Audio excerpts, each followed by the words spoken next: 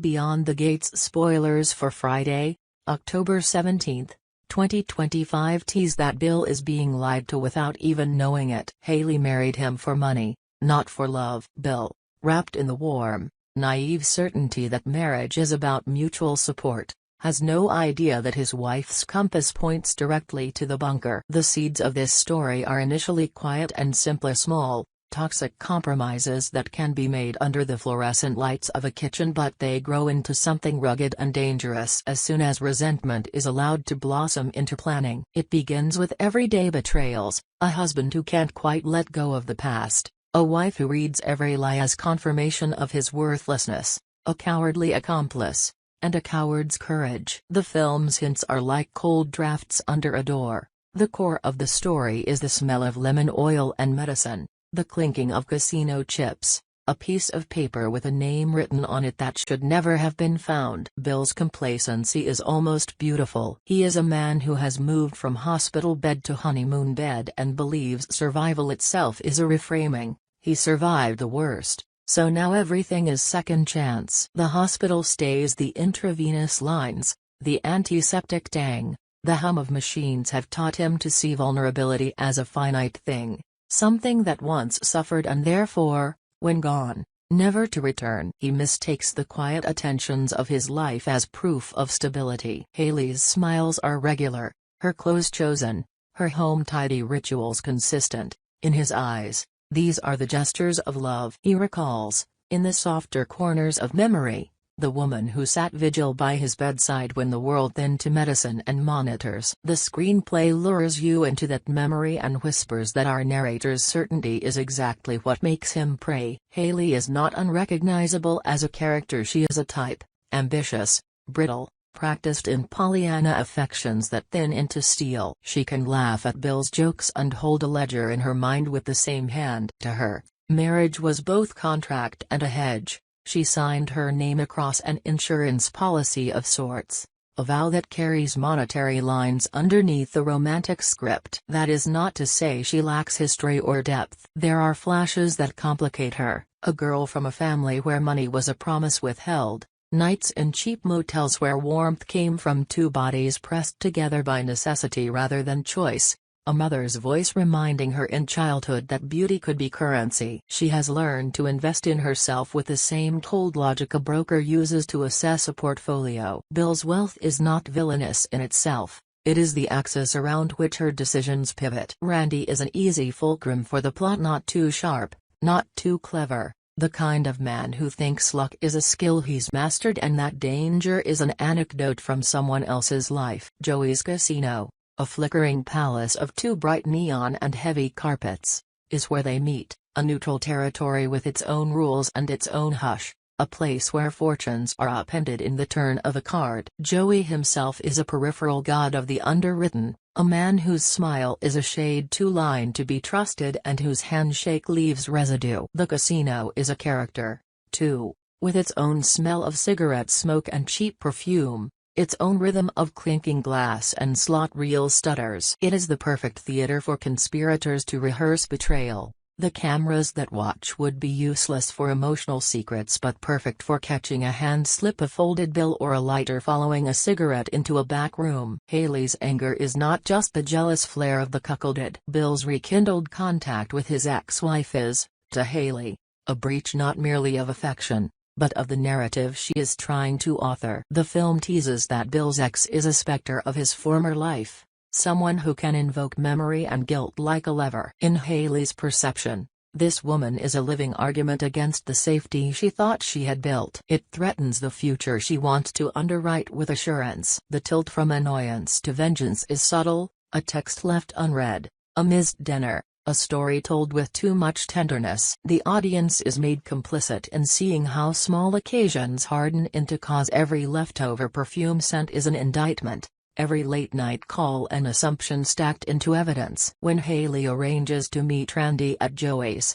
it is not only to share her fury, it is to transmute it into action. She speaks of putting the cards on the table, and the metaphor is deliciously double-edged. She means to make their deception an honest business plan. They will present a spectacle so neatly staged that even Bill, the most trusting of men, will be surprised into capitulation. The birthday present promise is deliciously perfidious, a gift as a contract, a ceremonious surrender disguised as celebration. The plan's elegance is its domesticity, a bottle, a capsule, an elixir that tastes of citrus and forgets to kill. Poison in fiction often reads as melodrama, but here the screenplay is careful to make it banal, a medicine substituted for love. It's a detail that makes it plausible. She knows Bill's medical vulnerabilities, the organism of his past hospitalizations, the places where the immune system has been betrayed before. That knowledge is her instrument. It is important to linger over Haley's knowledge of Bill's illness because it turns the act from reckless to premeditated. She knows of his time in the hospital,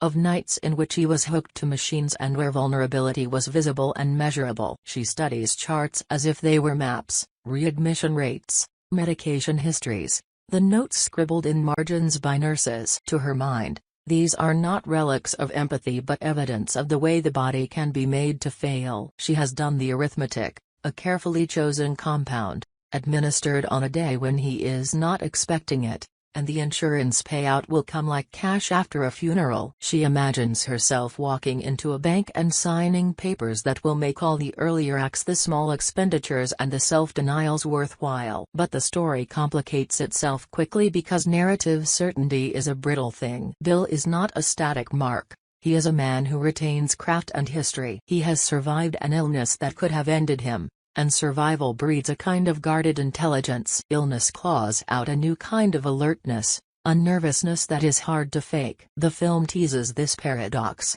The man who lived through death is not as naive as he appears. He is a survivor in the sense of someone who has watched fragility up close and learned where to place his trust.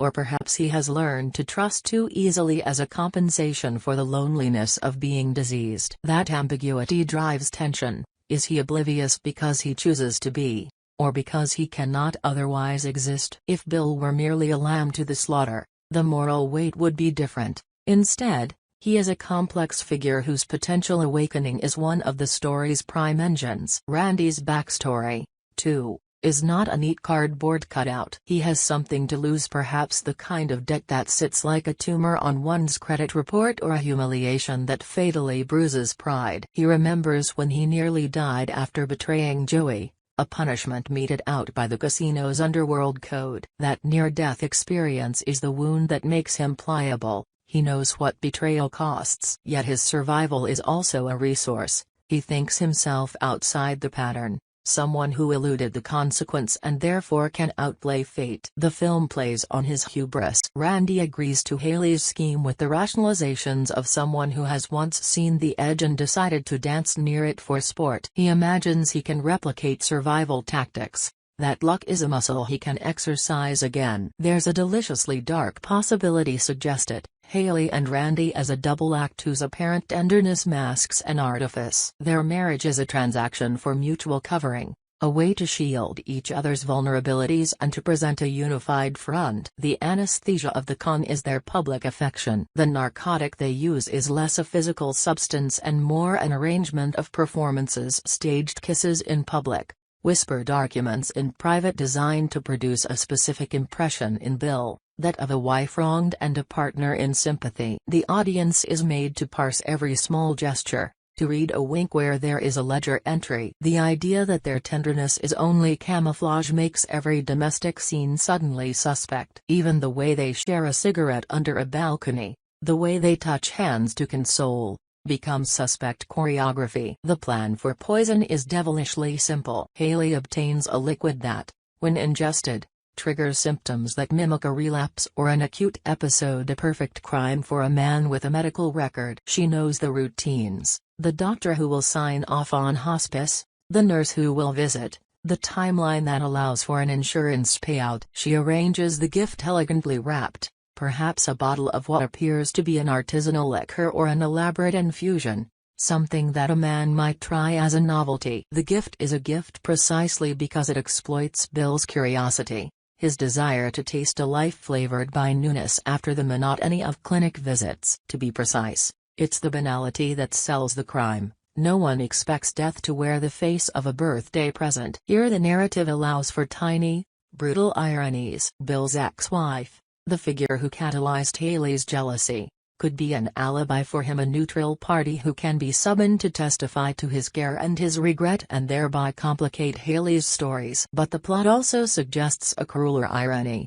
What if the intended victim is not Bill at all? The gift could be consumed by a different hand. The film toys with the contingency that human beings live on slips of error more than on the finest of calculations. An unplanned exchange, a child's curiosity, the wrong glass at a party, all these small flukes are the true agents of tragedy. The screenplay is meticulous in the way it builds such a possibility. Watching the camera follow a hand that reaches for a wrapped box and then pans to another figure, Danny, who arrives at the office that day. Danny is both a catalyst and a moral focal point. She is at once naive and brave in ways that the screenplay exploits for maximum emotional impact. She visits Bill at his office. Their relationship carries a simple loyalty, a friendship that is not sexual but is plainly affectionate and tenderly protective. Danny's presence is a test, her innocence is a commentary on the consequences of the adult conspiracies around her. In the film,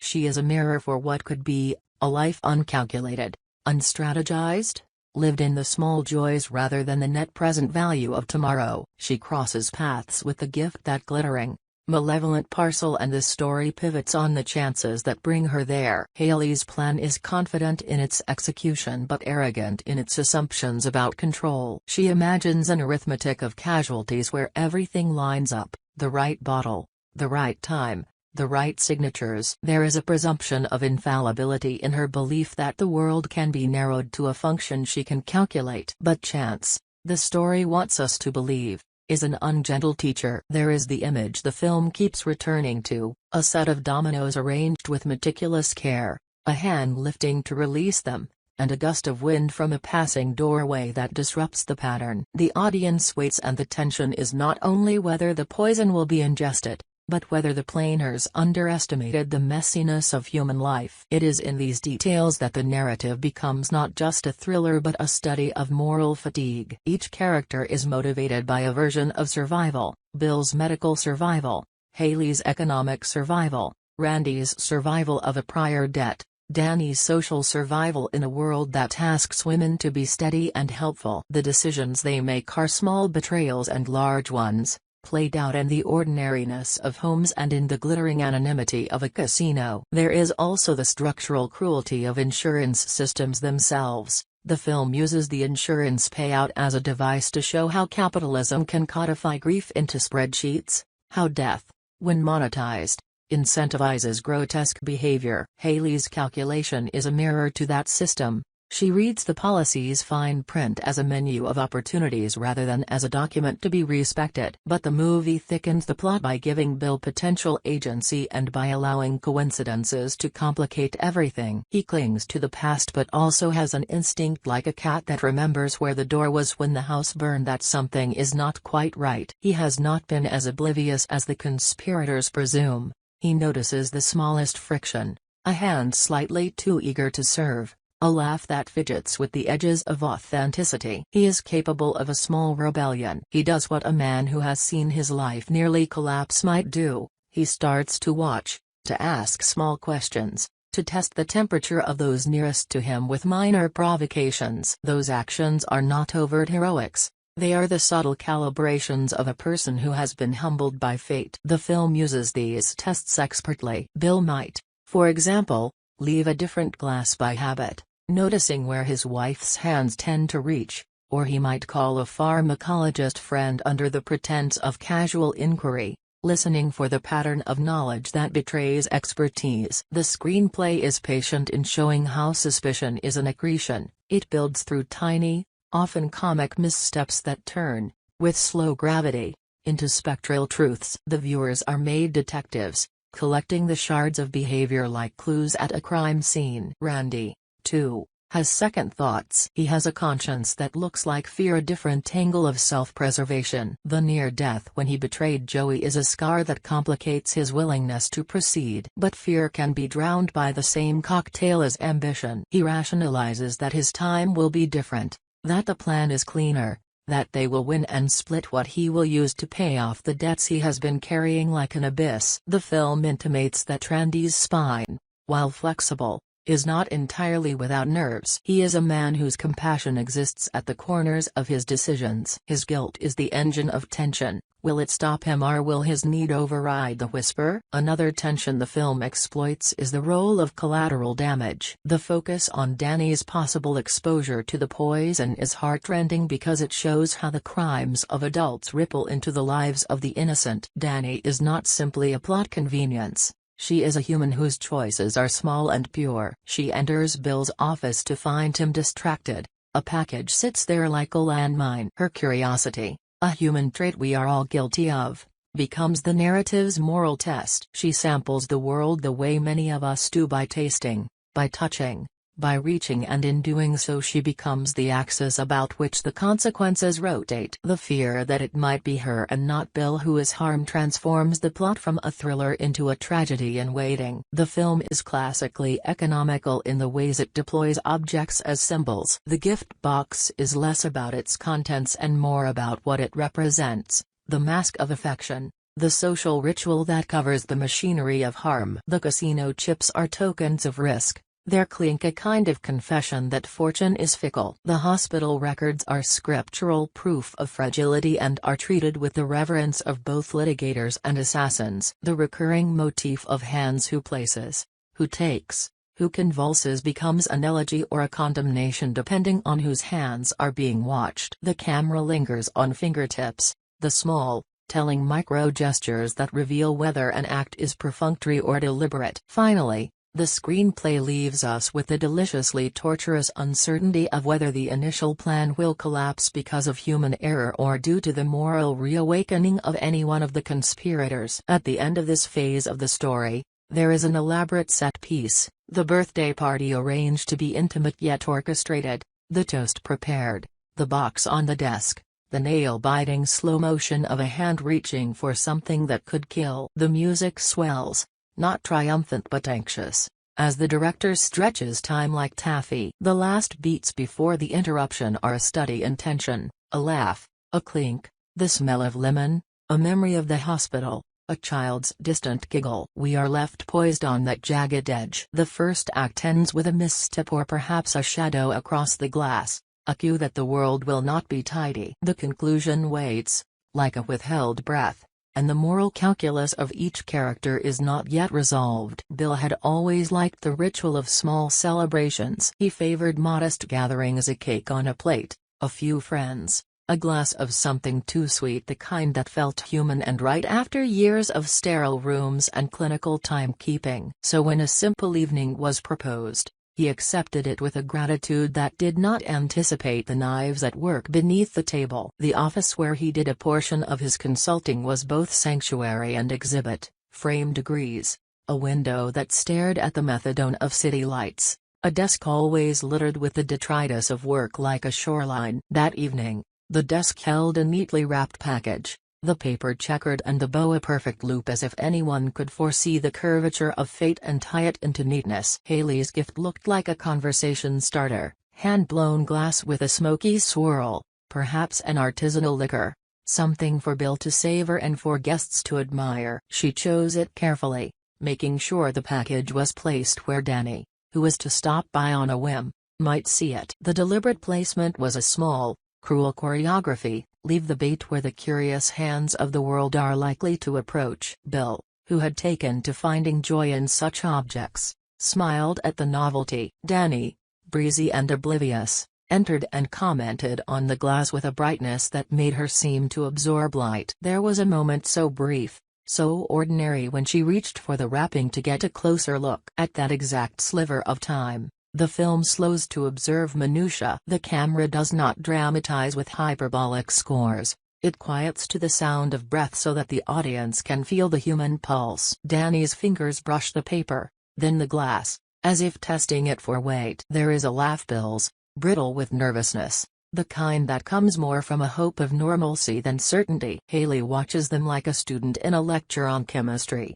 her eyes moving between molecules of chance. Randy stands a step away, hands folded, A man trying to look like fate while his feet betray a tremor. The plan has been set into motion earlier that day. Haley arranged the cocaine-thin liquid in a bottle with a label that suggests exotic origins. She had done so with the meticulousness of a person who does not want to be remembered. No fingerprints, a handwriting not traceable, an origin story that could be explained away as rare. The compound is chosen not because it is the most lethal but because it mimics a condition that Bill's doctors would mistake for a habitual relapse. She had even considered the medical vernacular, picturing in her mind the mortified doctor pronouncements, the slow documentation that would lead to a payout. It is a lawyer's execution in a domestic dress. But execution is about timing, and timing is the cinema's currency. Fate, as the story would have it, has its own sense of irony. Bill's old habit, something he and his ex-wife had shared as younger adults, surfaces in his conversation with Danny as a memory that draws them closer. It is in that intimacy that she, unthinking and world-weary, in whose presence her loyalty feels safe, reaches for the glass and lifts it to her lips. The action is instinctive taste to gauge, a human response to curiosity. This is the cruelty of the plot. Conspiracies collapse not because of detective work but because of accident, because a human hand acts, and there is no bureaucratic reason to suspect it otherwise. The sip is small but it is the fulcrum. The camera cuts to Bill's face, to Haley's expression, to Randy's eyes, which have widened like two coins that have dropped. The music cuts, the world contracts. Danny's throat swallows, and for a second the scene holds. Her laughter dissolves into a cough, then into a chill that runs down her spine. The script lets us feel the immediate ethical volley.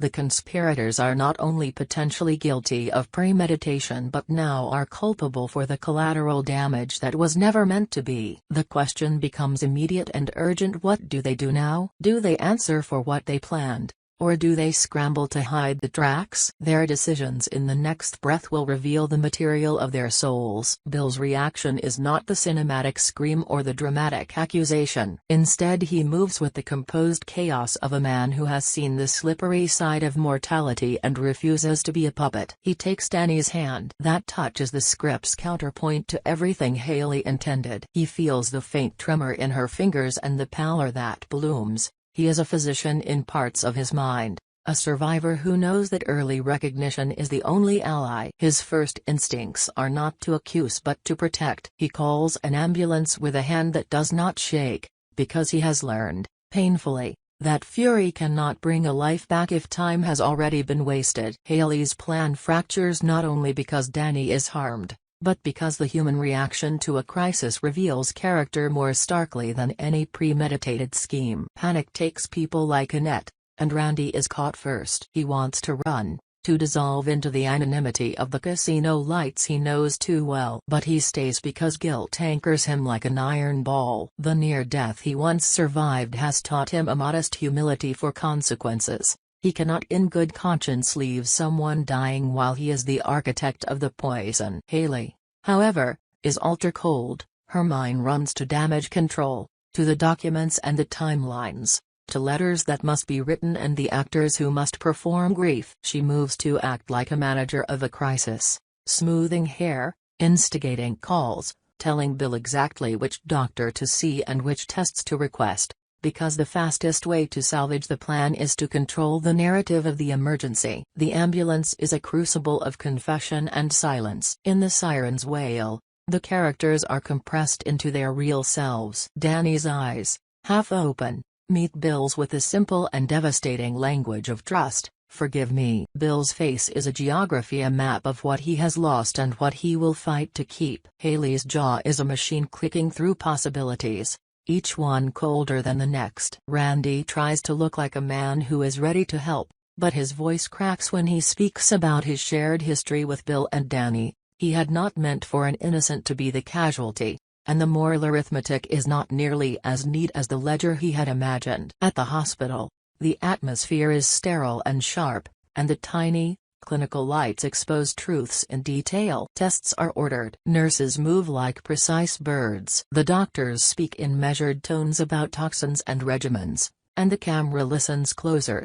Blood results, time to ingestion, Metabolic rates. The audience sees the slow unspooling of the plan into procedure. The insurance clause that once seemed like a promise is rendered impotent in the face of a living body welded to the expensive, immediate labor of care. Money cannot buy the reversal of what already happened. Haley's face shows the first crack, not because she mourns what might be lost, but because the calculus she banked upon is now immeasurably complicated. The scramble introduces a new antagonist: evidence. Hospitals are repositories of truth. There are cameras, there are logs, there are DNA traces, there is the cold trail of who was where and when. The film uses that repository as a character in itself, an impossible ledger that may yet name the guilty. Haley, who had tried to ensure invisibility, realizes that human error leaves signatures. The label on the bottle, the handwriting on a note, the GPS logs of a night at the casino, all of these become arrows pointing back to her. Meanwhile, Bill has to reconcile with the realization that the danger was both external and intimate. He stands again at the threshold between life and loss, but this time the enemy is not disease alone, it is betrayal masked as affection. That is a different kind of wound. He is not simply fighting for Danny's recovery, he is fighting for the rightness of his world to be intact. If he fails, then his survival is rendered hollow. If he succeeds, the laws of consequence still apply, and he becomes an arbiter of how to balance justice and mercy. As Danny's condition stabilizes into something that appears survivable, the characters face new emotional arithmetic. Haley must decide whether to double down on her plans, to try to erase the slip and proceed, or to fold and accept ruin. Her resolve is shaken by the human cost, but not necessarily transformed by it. Sometimes guilt lodges like a stone that doesn't move much. Randy is a study in remorse, a man who offers his back to consequences and wonders if his sin can be measured in the debts he pays. Bill, who was once passive, begins to think of the law as another kind of medicine, precise, cold, unaffected by sincerity. He contemplates whether to call the authorities, to present the film of evidence like surgical instruments. It's the exact moment where the thriller does not only want to know whether someone will go to jail, it wants to know whether forgiveness is possible when the ledger is so dark. The story stretches out then into the next phase, investigations, the slow digging that reveals motive, passion, and the dull calculus of insurance law. It becomes a study of what people will say when cornered, what they will conceal under the pressure of loss, and which human fractures will widen into gaping chasms. Old alliances will be tested, and new, unanticipated loyalties will emerge. The film leans into that procedural underbelly while keeping its emotional core. The people involved are not archetypes but living beings with histories and contradictions. The painful question that frames the remainder of the story, which will be answered in the tense, final acts to come, is whether justice will be a ledger's victory or an alchemy of moral reckoning.